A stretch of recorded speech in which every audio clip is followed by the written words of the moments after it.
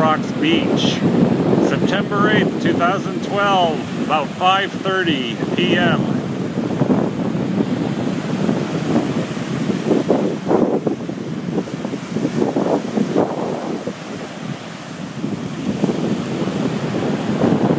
Little bit effects of hurricanes out in the Atlantic.